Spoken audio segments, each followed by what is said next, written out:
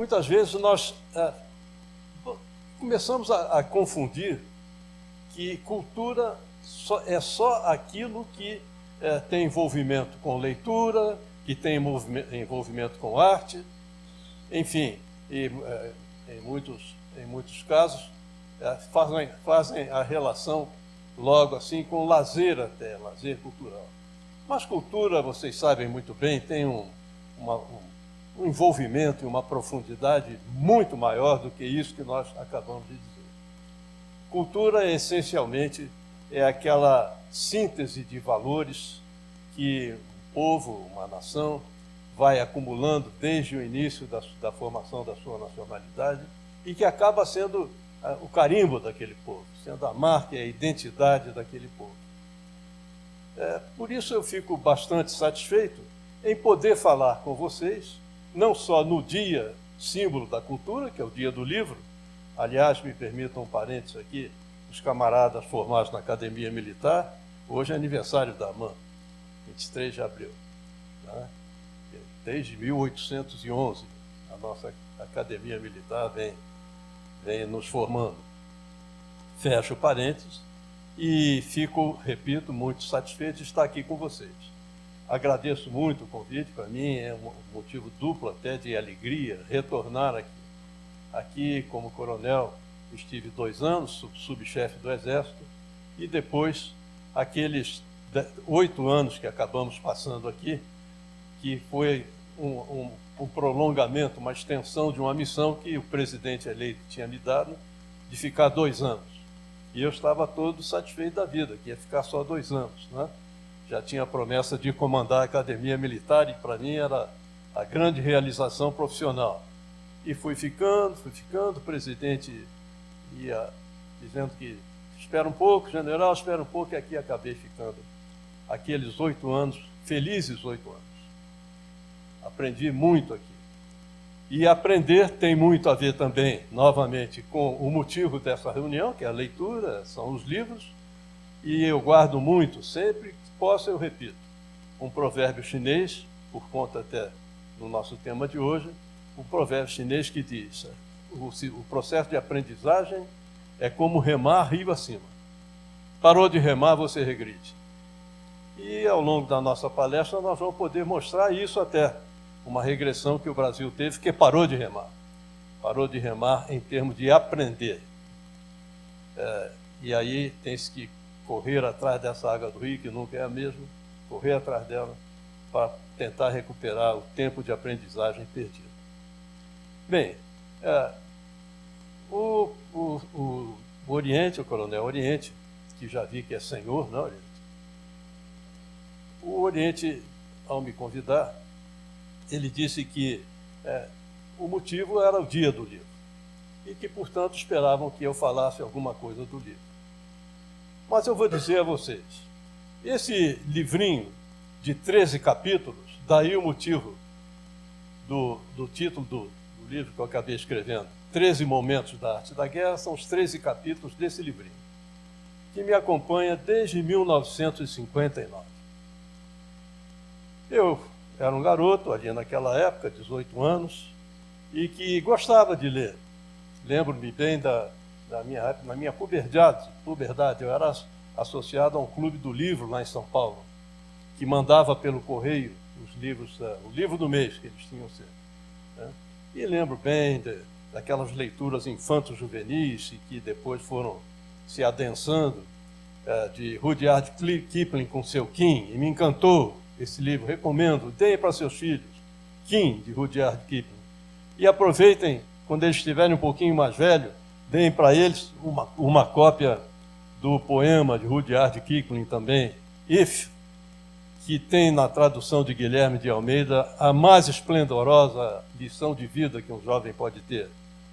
Foi traduzido como Ser, e muito bem traduzido pelo Guilherme de Almeida.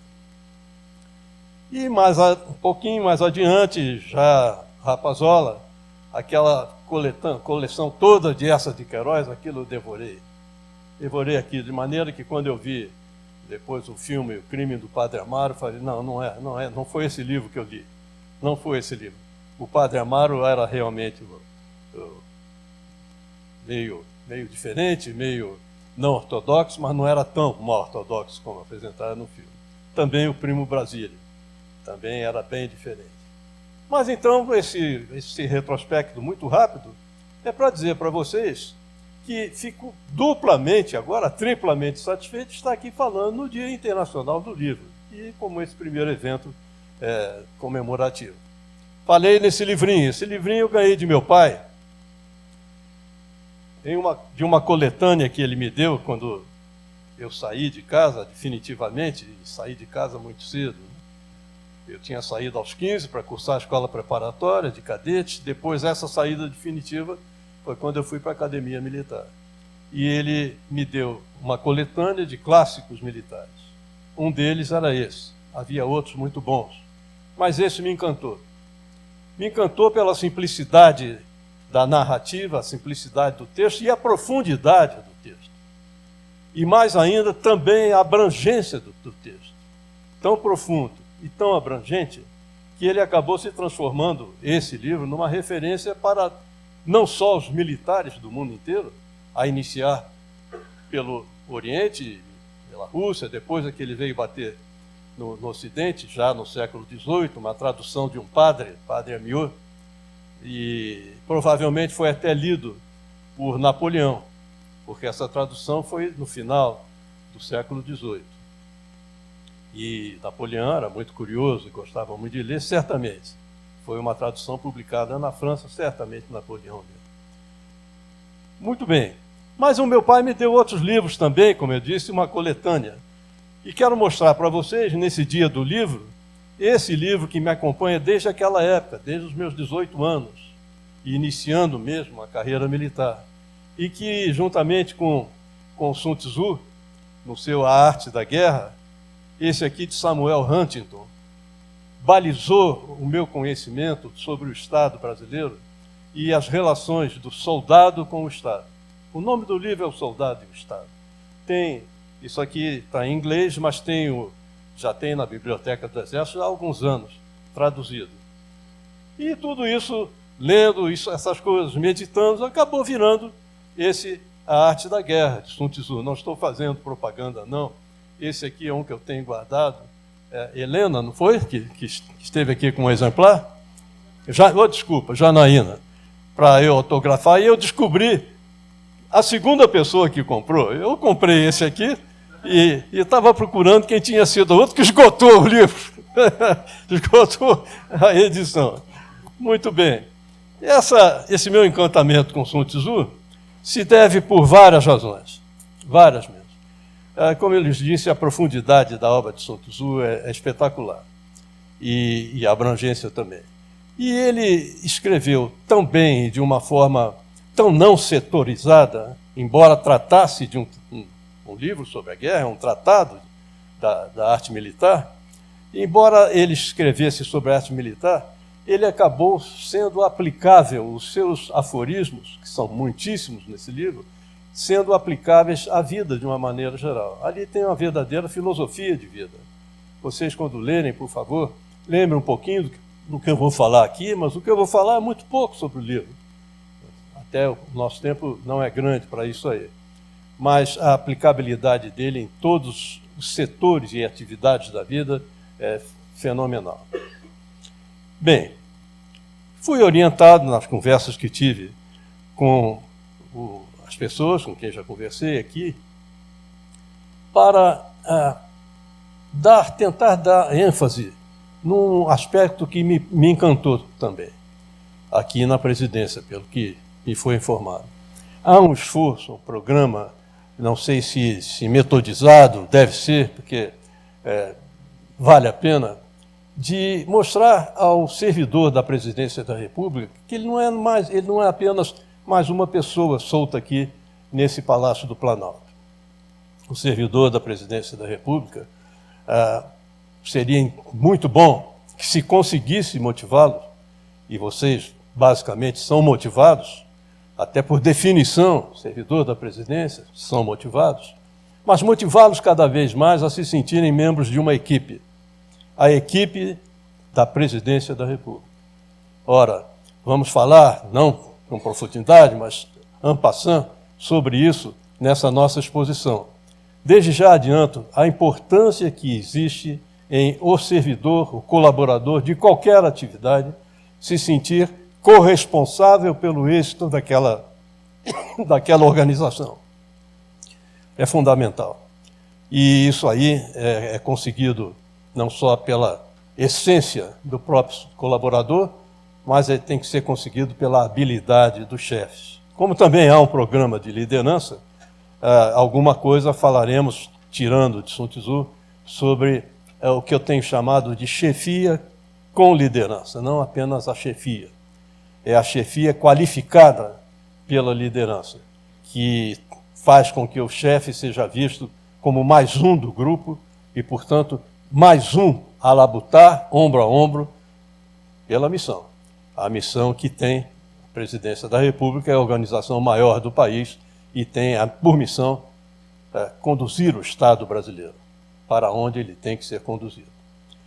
Isto posto como introdução, e já foi longa a introdução, Vanessa, me desculpe nesse aspecto aí, faremos, pelo que já pude deixar antever, faremos alguns comentários ao longo dessa nossa exposição sobre o Estado brasileiro na atualidade. E os desafios, mas especificamente em um desafio do Estado brasileiro, que é o desafio da educação. Basicamente, seguiremos essas linhas que aqui estão, não é um roteiro, mas é uma linha muito geral. Vamos falar rápido sobre a época de Sun Tzu, a sua visão, Sun Tzu, de estadista, que nos ensina muito nesse aspecto, o desafio do Estado brasileiro, todo chefe de Estado em qualquer país, mas essencialmente no Brasil, tem uma corrida contra o tempo aí, para transformar o Brasil num país competitivo. E vou relacionar, embora não seja o único indicador de competitividade, nem a única causa, talvez a mais importante causa, a educação. Sobre competitividade, liderança e equipe, já falamos muito rapidamente, a visão estratégica de Sun Tzu e uma visão estratégica adaptável para a vida, para qualquer ramo da vida. É perceber o futuro e como chegar ao futuro. Assim vamos comentar. E me permitam um pulo que dei. Ação indireta, dispersão e concentração são princípios militares igualmente aplicáveis à vida. E depois vou pedir emprestado de Clausewitz esse conceito de trindade, que Clausewitz tem em seu livro muito bem aplicado, e vamos adaptá-lo ao que estamos falando aqui. Me desculpem a má qualidade da projeção, mas isso aí é tirado desse livrinho vermelho que lhes mostrei. E é até como um preito de agradecimento ao velho pai que me deu esse livro, que já se foi, e eu mostro aqui. Isso aí é um quadro resumo da época histórica de Sun Tzu, e rapidamente vou lhes mostrar que a época essa histórica de Sun Tzu seria aqui nessa faixa de 500 a 400 a.C. E vejam só quem andava aqui pelo Ocidente. As guerras pérsicas, Sócrates, Platão, Aristóteles, Alexandre o Grande, vejam só que companhia. Sun Tzu lá na China, que não era a China ainda, lá na China, ter essa companhia no Ocidente. Companhia que ele retribuía consigo mesmo, mas também ele é contemporâneo de Confúcio, de Lao Tse e de Mencius. Mencius que foi um grande crítico no sentido de comentarista da obra de Sun Tzu. Bem, meus caros amigos, Sun Tzu viveu numa época que era chamada uma transição de uma era que os chineses chamaram de primavera-outono para a era dos reinos combatentes. Aqui estão os 14 reinos combatentes. E Sun Tzu era general do reino de Wu, que tinha muita disputa com o reino de Yue. No final de tudo, a unificação da China começou pela conquista desse reino de Qin, que era o mais forte de todos, e que começou, então, uma unificação desses 14 reinos, que acabou dando nisso que aí está, nessa potência que vai acumulando o que lhes falei. 5.000 anos de cultura, e não joga fora um segundo dessa cultura. A China foi acumulando valores, inclusive, nacionalismo muito forte. Desde já, nacionalismo, gostaria que entendessem, quando se falar aqui, eu falar em nacionalismo, é o orgulho de pertencer a uma nação, o orgulho de se ter nascido em um determinado país, que abriga aquela nação. Aí está nacionalismo. E patriotismo é um sentimento de corresponsabilidade pelos destinos do país, pelos destinos da pátria. Então, se eu falar nacionalismo, se eu falar patriotismo, se eu falar em corresponsabilidade, falar em orgulho, satisfação, alegria, é isso. Lá nas Forças Armadas nós temos esse nacionalismo num nível mais reduzido, é o espírito de corpo. Né? É a alegria de se pertencer à unidade, a alegria de todos os dias levantar alegre porque vai trabalhar. E quem gosta do que faz, está alegre pelo que faz, na realidade não trabalha. Acabei de comentar aqui com um dos antigos servidores aqui da Presidência da República. Pois bem, essa mesma China futura, aqui está ela já num mapa atualizado, e ali estão os dois mesmos reinos. Basicamente aqui era interessante mostrar o Rio Amarelo, que percorre essa faixa de terreno, e o Rio Azul, Yangtze, que aqui está. Esse crescimento da nacionalidade chinesa começou pelo Vale do Rio Amarelo, depois transbordou para o Vale do Rio Yangtze, e inclusive com a agricultura e a criação de gado sendo o motivo básico desse avanço para o sul. Visão de estadista. Aí vocês vão dizer, bom, lá vem o Cardoso dizer que quem fala que o general recebe suas missões do soberano é estadista. Ora, o livro de Sun Tzu é um livro sobre a arte militar, a arte da guerra. E naquela época, desde aquela época, um militar perceber a diferença que existe entre Estado e governo, a diferença que existe, não vou chamar de diferença, mas o relacionamento que deve haver entre o soldado e o Estado, que Samuel Huntington depois, aquele livro que lhes mostrei, de Soldado e o Estado, é de 1957. Entender isso e escrever dessa forma já mostra a sua visão de Estado. E então, uma visão de estadista. E ele começa o livro dessa forma. Novamente, chama a atenção, ele está falando sobre a guerra, mas está mostrando que entende a guerra como um instrumento de sobrevivência do Estado. E nós não vamos ficar só falando em guerra. Essa vai ser das poucas vezes que vou falar. Porque em seguida nós vamos entrar na grande guerra, a grande guerra brasileira hoje em dia, que já adiantei, a guerra da competitividade. E ele recomenda, é um assunto para estudar a fundo, que não pode ser negligenciado. Agora, por favor, estão sentados. Ainda bem, porque quando eu li a primeira vez eu estava em pé, e quase por ali fiquei. Vejam isso que vai aparecer aí. A nossa produção industrial, em 1980, era maior do que a soma da produção industrial da China, Índia, Coreia do Sul, Tailândia e Malásia. Em 2010, era 10% dessa soma. Regredimos? Não. Paramos de aprender. E aprender é remar rio acima. Parou, a água vai passando.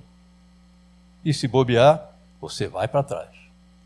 Remar rio acima é aprender. Parou, o rio pode te levar. E se você conseguir se ancorar, os outros vão te ultrapassando, e ultrapassaram. Há, como eu antecipei, uma relação, claro que há, disso aí, da competitividade de um país, com a capacitação do seu pessoal. E capacitação é a área de vocês aqui. A capacitação do pessoal que aqui está, para a sua missão. Muito bem, mais um dado. Olha como foi decrescendo a participação da indústria no PIB brasileiro. Em 80, era 46%, baixou para 25% em 90%, 22% em 2015. E no ranking da competitividade somos 72º em 140 países. E no item capacitação, 125. Isso tem ou não tem a ver com educação? Vamos dar uma olhadinha na educação? O desafio do Estado, portanto, é transformar o nosso país em um país competitivo. Vamos falar um pouquinho em guerra, no teatro de guerra mundial e nos diversos teatros de operações domésticas. Querem ver um teatro de operação doméstico que trata de competitividade, de transformar o país em um país competitivo? Reforma da Previdência. É uma campanha militar, no sentido, entre aspas. É um teatro de operações. E vocês sabem muito mais do que eu até as dificuldades que estão sendo encontradas para transformar o país em um país competitivo, para recuperar uma competitividade que já houve perdida. A minha promessa de falar em educação aparece aqui. Estamos nós, no ranking da qualidade de educação, em 2018. Número 119. 119. Essa lista aí à nossa frente é muito maior em termos de países, porque até o 20 eles vão seguindo, mas depois vão pulando de 5 em 5. Estamos nós aqui, 119. Vamos ver aquelas 5 nações que estavam abaixo da gente na produção industrial, onde eles estão. Malásia, 19, Índia, 34, Coreia, 37, China, 39. E a Tailândia, coitadinha, 67.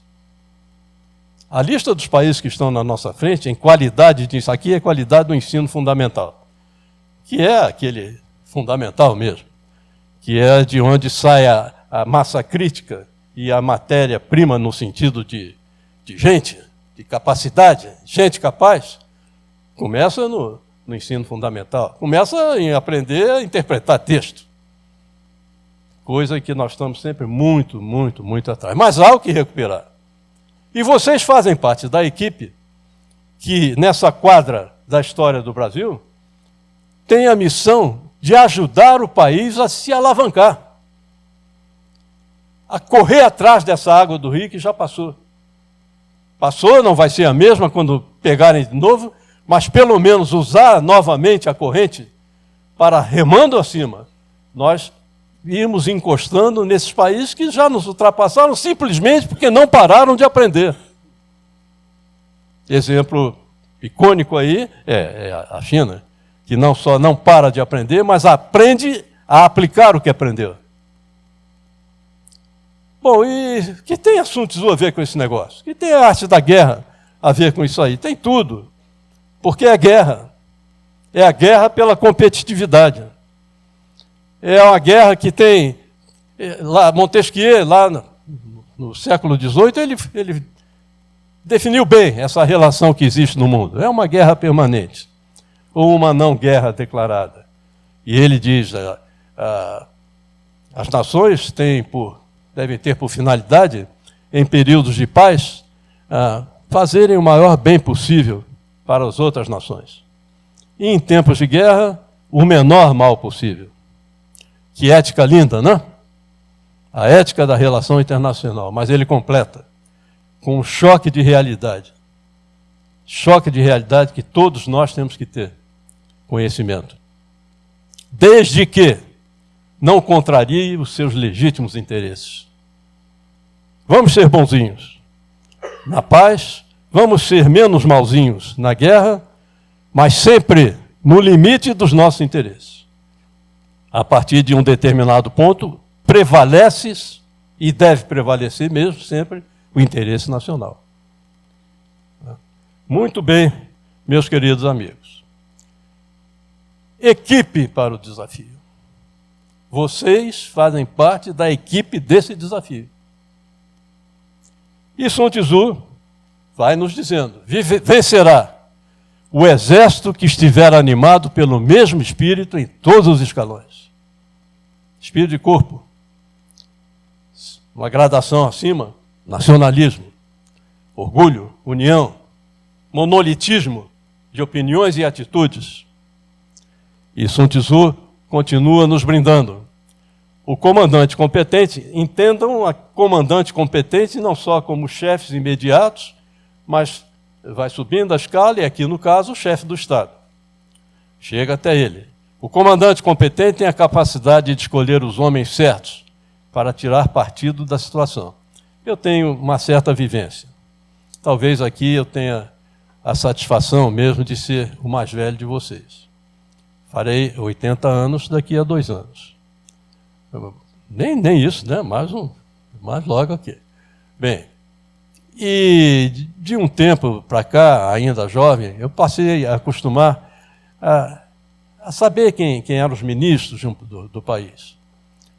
Depois trabalhei aquele tempo aqui na presidência com uma boa equipe de ministros, mas nunca vi uma equipe como essa atual. O presidente soube escolher. E pelo que eu tenho lido, só tenho informação de fontes abertas, é lógico. O que eu tenho lido, e que eu ouço em conversas, e hoje mesmo já ouvi aqui, há uma preferência pelo mérito técnico, principalmente, a capacidade de ajudar a alavancar o país para essa competitividade perdida que tem que ser recuperada. E aí foi seguido à risca esse ensinamento de Sun Tzu. E aqui um outro que é muito importante. Você tem uma equipe, os que são chefes aqui, os que não sendo chefes pertencem à equipe, e em certos momentos se sentem como até os próprios chefes ali dos companheiros, porque todos pensando igual, se sentem todos corresponsáveis pelo destino da equipe, e, portanto, as decisões que o chefe toma e encaminha a equipe são decisões como se fossem nossas mesmas, de colaboradores da equipe. Se o chefe demonstrar confiança em seus subordinados, aí tem essa ressalva, mas sempre insistir em que as ordens sejam obedecidas, o benefício será mútuo. Mútuo não para o chefe, mas mútuo para os colaboradores e para os beneficiários da missão. Porque aquela equipe entenderá a missão que recebeu, vai dedicar-se à sua missão, principalmente com o apoio de todos, é um apoio mútuo que todos ali dedicam uns aos outros, e se sentindo corresponsáveis de conduzir essa missão como se fosse a mais importante de todas, e sempre é. Cada equipe tem sempre a missão mais importante do que todas as outras, juntas. E é assim que se tem que pensar. E aí está o grande desafio do chefe, motivar seus colaboradores para esse sentimento de corresponsabilidade. O comandante representa essas virtudes que aí estão. São 5 virtudes. Quando você pega os diversos aforismos de Sun Tzu sobre chefia, sobre equipe que é a melhor forma de trabalho, desafios, os aforismos sobre chefia, sobre formação de equipe, e coloca nesse caldo de cultura dessas 5 virtudes, você tem o campo preparado para aquilo que lhes antecipei, para a chefia com liderança. Se isso existir numa pessoa, e existe, é fácil de encontrar, não é difícil, existir numa pessoa, e essa pessoa tiver colaboradores que ela terá condições de motivar, pode-se entrar nesse campo fabuloso da chefia com liderança. A chefia com liderança é aquela que é feita não pelo mando, é uma que se ancora não na hierarquia. A hierarquia é um mero auxiliar, e a hierarquia serve muito apenas para colocar ali um chefe, e esse chefe ser o responsável por tudo que aconteça ou deixe de acontecer com a equipe, da equipe para fora, porque da equipe para dentro são todos responsáveis e todos assim se sentem. E essa chefia com liderança, então, trabalha sem manipulação, que é muito importante, sem manipulação na argumentação, com base em argumentos. Argumentos para conquistar as vontades das pessoas. Conquistar no sentido de obter voluntariamente a adesão das pessoas e, mais adiante, o comprometimento dessas pessoas para a condução dos trabalhos da equipe. Esse trabalho sobre as vontades faz parte de um aspecto da chefia e da relação entre os colaboradores, os membros das equipes, muito importante, que é o campo da dignidade da pessoa humana. A vontade talvez seja, nesse campo da dignidade, eu digo respeito à vontade, e a capacidade da pessoa de dominar sua vontade, o que vale dizer, dominar o sim e o não, a vontade é, no campo da dignidade, um dos maiores fatores que compõem esse campo. E sem manipulação. Não pode haver manipulação da vontade. E um desafio que tem aqui todos os servidores da presidência, todos os chefes da presidência, menos um, que é o chefe do Estado. Qual é o desafio? É fazer parte de uma estrutura de chefia autocrática. Pô, Cardoso, você está falando que no Brasil a autocracia, sim, o sistema autocrático de designação de chefes, porque aqui nenhum colaborador delegou nada para o seu chefe. Ele estava ali no seu trabalho, chega um chefe. E esse chefe tem um desafio. Em uma liderança autocrática, de natureza autocrática, ele não ser autoritário. Ele ser basicamente persuasivo. E essa persuasão, se for feita por intermédio do argumento, em cima da vontade da pessoa, é sopa no mel, como se diz. É uma potencialização da capacidade daquela equipe de produzir. E vai seguindo, já lhes falei, a adesão adquirida por um chefe de seus colaboradores, na medida em que esse chefe vai sendo percebido, como vou citar logo em seguida, vai sendo percebido como mais um de nós, essa adesão vai se aprofundando e acaba se transformando num comprometimento mesmo. E ali teremos uma equipe motivada e comprometida. Comprometida com tudo, não apenas com a próxima missão, comprometida com todas as situações em que aquela equipe possa ser empregada. E todas as missões que forem atribuídas à equipe. E esse comprometimento, essa adesão e esse comprometimento vindo da adesão, acaba criando um sentido de disciplina, que não é aquela disciplina passiva, não é aquela disciplina de receber a ordem e sair para cumprir.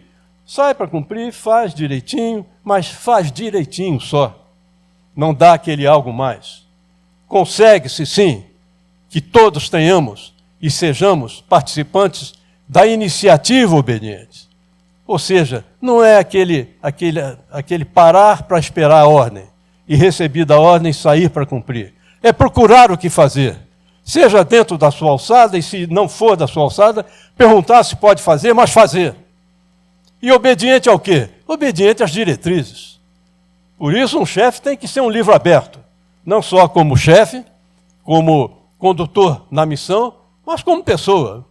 Tem que ser previsível, tem que ser conhecido, para se saber o que esperar dele. E, preferencialmente, é lógico, né? Para o bem.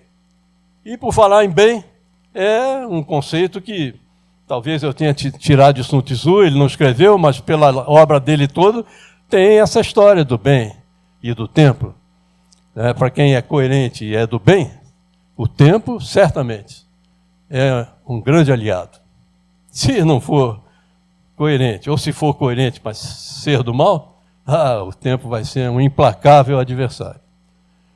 E aqui, essa ideia do chefe é um de nós. Assim se exerce a chefia com liderança. E assim se participa de uma chefia com liderança.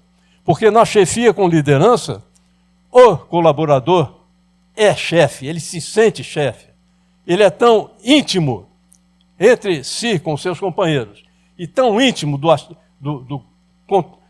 campo todo de controle daquele grupo em que trabalha, que ele se sente, sim, um participante das decisões. Visão estratégica. E vamos nós agora, então, que é muito importante. Visão estratégica, não é preciso ter visão estratégica só para quem é chefe ou grande chefe. Não.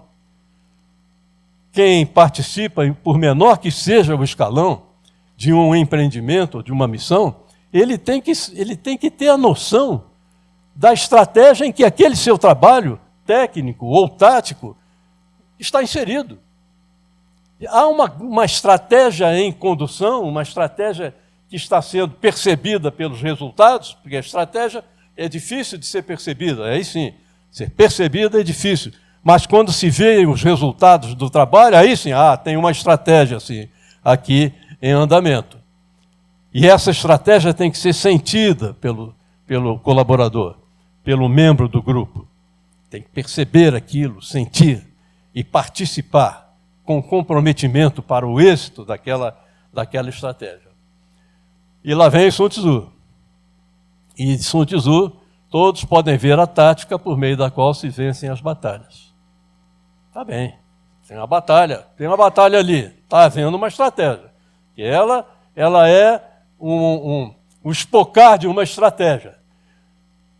Porém, que poucos podem enxergar a estratégia de onde a vitória deriva. E ele usa o verbo, a tradução que eu fiz, daí vem da tradução do inglês, do Lionel Dillon, que usou também um verbo com enxergar, ver. Mas esse enxergar vai muito mais do sentido da visão. Esse enxergar tem a ver com a percepção, com sentir a estratégia. E aí é que realmente há uma nata que consegue perceber a estratégia antes das suas manifestações táticas. E estratégia é basicamente futuro. Tem futuro envolvido nesse programa? Tem. Então pode ser que ele seja parte de uma estratégia. Não, isso é para... Não tem futuro envolvido, não é estratégia. É a manutenção do status quo, deixa estar para ver como fica, mas é tudo menos estratégia. Estratégia é futuro. É futuro. Daí essa figurinha que tem um chefe apontando para o futuro. Ele tem por missão levar a sua equipe do presente para o futuro. Vislumbrar a vitória somente quando ela estiver ao alcance da mera percepção das pessoas comuns não é o auge da virtude. Segundo Sun Tzu.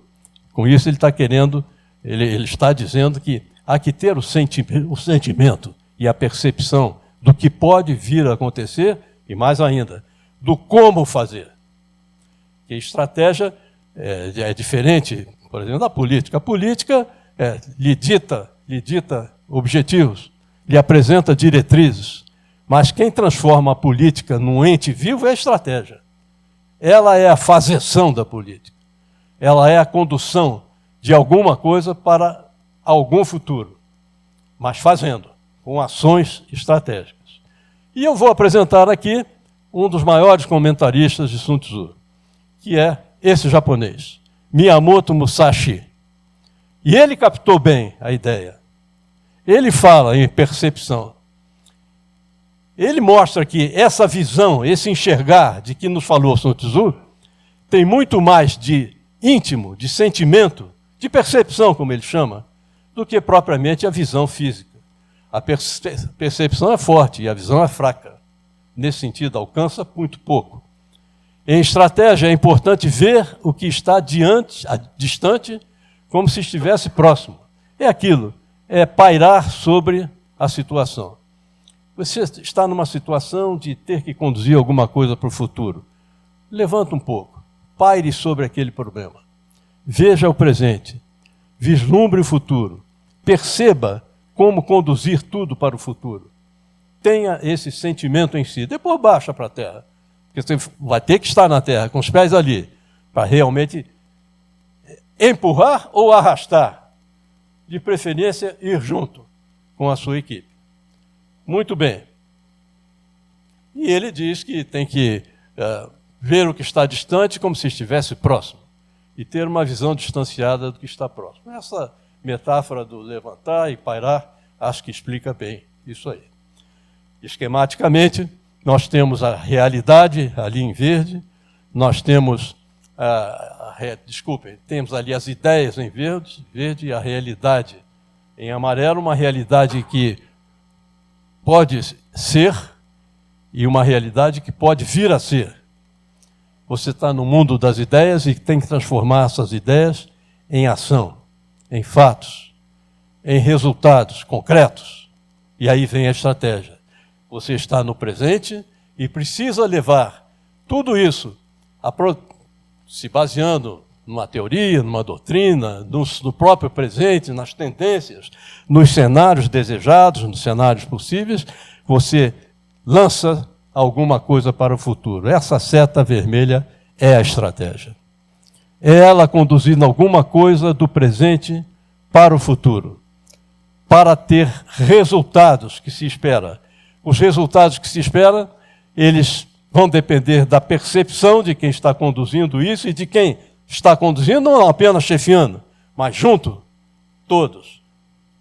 Do futuro desejado, do uso do tempo e das atitudes e ações estratégicas para a jornada até esse futuro. E quando falo em atitudes, não estou falando em comportamentos, estou falando em predisposições no interior das pessoas, predispostas a fazer, predispostas a se comportar de acordo com o desejo da organização para a qual estamos trabalhando. E aqui o desejo é dar uma alavancada nesse país e transformá-lo num país pujante, num país, volto a dizer, competitivo. E o nosso Sun Tzu, novamente, lá vem ele falar em chefe hábil, general, tá, mas a ideia toda é que é essa aí. É lutar o mínimo possível. Lutar, no caso, fisicamente, um exército o mínimo possível. Perder o mínimo de gente possível. E para isso é preciso estratégia. E Sun Tzu defende uma tal de estratégia indireta que acabou condicionando o maior aluno de Sun Tzu nos tempos modernos, que é Liddell-Hart, na tática e na estratégia operacional dos campos de batalha. E André Beaufort, o francês, no campo da grande estratégia, a estratégia de um país. Mas eles todos aprenderam com Sun Tzu a importância da ação indireta. E essa ação indireta, esquematicamente e muito rapidamente, para não ficar enfadonho para vocês, se refere a você chegar a um objetivo fazendo o menor esforço possível, mas eficazmente, chegar com eficácia a esse objetivo. Se for frontal, você realmente vai enfrentar o que há de mais forte aí na defesa desse objetivo. Seja um objetivo físico, de uma campanha militar, seja objetivos a serem atingidos, por exemplo, no Congresso, com a aprovação, a tramitação de um projeto de lei. E tem que chegar a ele discutindo, argumentando, mas ganhando tempo.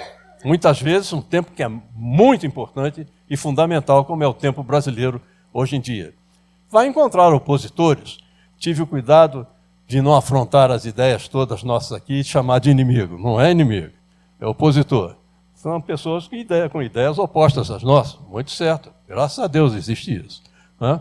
Bem, então, a ideia de se desbordar isso que é o mais forte. E para isso, agora no esquema militar, lança-se esse esforço de frente, vamos chamar de um ataque de fixação. Fixação do quê? Das reservas no terreno do defensor. E o que vem a ser isso numa discussão aqui? Que vem atrair, desde logo, sem revelar as suas, todas suas, atrair as ideias da pessoa com quem você está conversando. Eu quero saber o que ele pensa. Deixa eu atrair suas ideias. Bem, já acumulei bem. Está atraído. Suas reservas foram atraídas. Eu vou agora lançar o meu argumento final. Se o embate estiver muito duro, não vou lançar esse argumento desde o início, frontalmente. Deixa eu lançar agora o meu argumento final. É essa ação desbordante que aí está representada, que vira um ataque principal. E que há uma reserva de opinião dessa pessoa, há uma reserva de esforço da oposição, por exemplo, no Congresso, que vai ainda tentar obstar o seu avanço. E você tem condições, então, de lançar as suas reservas de opinião. Lançar um outro ataque principal, que aquelas suas opiniões já foram empregadas, já estão seguras lá pela reserva inimiga, e você dá, então, passos grandes para tramitar no Congresso, na CCJ, a reforma da Previdência e depois na comissão especial. Mas a comissão especial vai ser uma sequência, um objetivo em sequência a essa vitória inicial na CCJ. Então vem Sun Tzu e nos diz: infeliz será o destino daquele que vencer e parar, e ficar, como se diz, deitado sobre os louros, porque vai sucumbir. Vai sucumbir. Então, ele pede que se dê sequência, desculpem, puxa, mas sei bem. Ele pede que se dê sequência àquela vitória inicial. E ele recomenda assim, foi conquistado aquele primeiro objetivo, CCJ, por exemplo, se consolida a posição, não se sai andando erraticamente à frente, correndo, porque venceu ali, tem que ter nova campanha, tem nova batalha pela frente. E o Maquiavel, até que também escreveu Sua Arte da Guerra, ele copiou bastante Sun Tzu. Na Sua Arte da Guerra ele fala isso: infeliz daquele que conquistar o seu objetivo e na euforia da vitória sair para o próximo objetivo sem se reorganizar, que está fadado a transformar a vitória em derrota.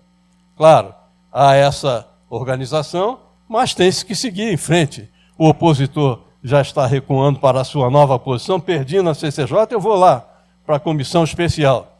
Mas você vai mais rápido, porque você está mais bem preparado, você tem mais argumentos, e se lança. Se lança, sim, para a CCJ, mas se lança de uma forma organizada, para especial, mas de uma forma organizada. Exemplos na comunicação social, não é porque uma mensagem saiu bem que nós vamos agora achar, não, estamos tudo bem. É uma campanha de comunicação social que tem que ter uma sequência e coerência entre as mensagens que são lançadas. Tramitação no Congresso estou usando já há algum tempo. E a rapidez disso tudo aí é a essência da guerra, mas uma rapidez responsável, uma rapidez pensada, equilibrada, com riscos calculados.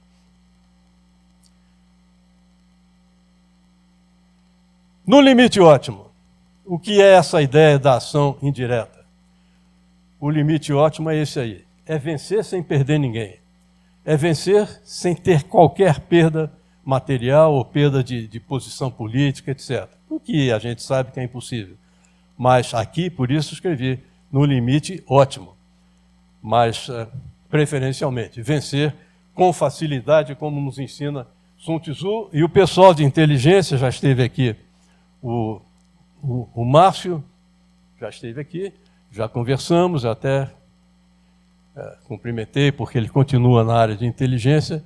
O que é importante é todos nós termos, sendo do serviço de inteligência ou não, termos a noção de que o conhecimento que nós temos é potencialmente inteligência pronta, conhecimento pronto a ser entregue à disposição do grupo para o qual trabalhamos. Informações, o que sabemos da opinião pública, o que sabemos do trabalho na nossa área, e isso aí sim é que permite a vitória com certa facilidade, é saber usar as informações. E aqui é importante isso esse passo novo que estamos dando, que é um conceito de nós impormos a desorganização mental, a desorganização de argumentos, ou a desorganização no Congresso, induzirmos essa desorganização a quem se opõe a nós, parecermos desorganizados. E o que está escrito aí foi muito bem sintetizado por Liddell-Hart, novamente o inglês. A nossa dispersão induz a dispersão do oponente, mas como a nossa dispersão é planejada e nós temos um plano de concentração, a nossa rápida concentração sobre um oponente que dispersou seus conhecimentos, seus argumentos, gastou todos os seus argumentos e nós estamos com eles prontos para serem empregados, por exemplo, novamente na tramitação no Congresso para transformar o país num país para frente, modernizado e competitivo. Estamos chegando já na reta final da nossa conversa, e lei moral, segundo Sun Tzu, a lei moral leva o povo a ficar em completo acordo com seu governante, de maneira a segui-lo sem temer pela vida, sem se intimidar por qualquer perigo. Isso é lá 500 a.C. É a maneira que ele encontrou de falar, de nos dizer da importância do comprometimento do povo com, no caso, o Estado. O povo que vê relevância no Estado se transforma em nação. É interessante a gente ter isso aí em mente. O povo brasileiro está bem, mas o povo brasileiro pode ser transformado numa nação mesmo, se ele vir relevância no Estado criado por seus antepassados. O Estado a quem nossos antepassados delegaram a missão de nos conduzir, de conduzir o povo. Aí sim, aí nós temos uma nação organizada, pronta para interagir com o Estado e apoiá-lo. E se nós aproveitarmos aquele texto, novamente a ideia de comprometimento. A lei moral vamos chamar de comprometimento, é isso que aqui está. O comprometimento leva os colaboradores a esse apoio e esse sentido de missão e de corresponsabilidade pelas metas e os destinos da organização. Vamos copiar aí de Clausewitz essa trindade e vamos chamar a trindade da lei moral: Estado, forças produtivas e nação. E nos lados desse triângulo que aí está, essa ideia de pirâmide, talvez, forças produtivas e Estado, entre eles tem que haver um binômio, uma ação entre Estado e forças produtivas que trabalhem como um binômio, juntos, para atender aos interesses das forças produtivas, é lógico, empresas basicamente, e os interesses superiores do Estado. Esse binômio vai ser reforçado pelo apoio das forças produtivas da nação e recebendo esse apoio em volta, é um apoio mútuo, e a adesão inicial da nação ao Estado. Isso tudo tem que funcionar como um sistema. Um sistema, aí sim, que tem que ter no seu chefe máximo, no caso o chefe do Estado, e nos seus colaboradores imediatos, e por colaborador imediato, cada um de vocês que aqui está é colaborador imediato do chefe do Estado brasileiro, tem que ter, sim, o sentimento de que temos que trabalhar sistemicamente nesse momento pelo Brasil e sempre pelo Brasil. Muito bem. Isso conseguido é gerada cada uma daquelas arestas ali, cada um daqueles lados desse triângulo, produz energia. E essa energia bem trabalhada se transforma em uma sinergia que cria o poder nacional. Veja, tudo nasce aqui de vocês, e dos ministérios, e do povo, e das empresas, e da nação. De modo que aquela adesão da nação ao Estado se transforma em comprometimento, como ali está. E esse poder nacional simplesmente é a competitividade.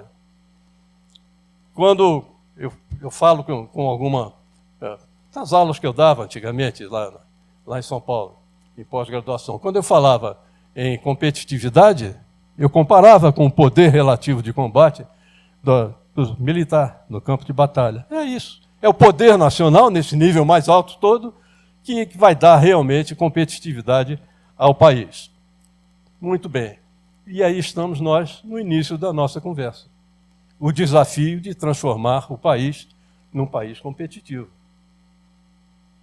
E começamos lá atrás, mostrando que uma das soluções para isso, um dos caminhos, melhor do que um dos caminhos, um dos fatores a se juntarem a outros fatores, era a educação. Educação que requer que não paremos de aprender. Não paremos de tentar ensinar. Eu estou aqui feliz da vida porque eu estou tentando ensinar. E se eu perceber, como estou percebendo em vocês um pouquinho, muito obrigado até pela atenção. Se eu perceber que houve um pouquinho de aprendizagem, estou realizado. Não vou falar agora, vou pedir que leiam, por favor.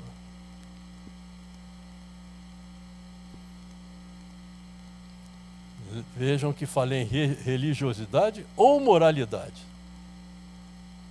Porque é aos não religiosos, e claro, muito natural.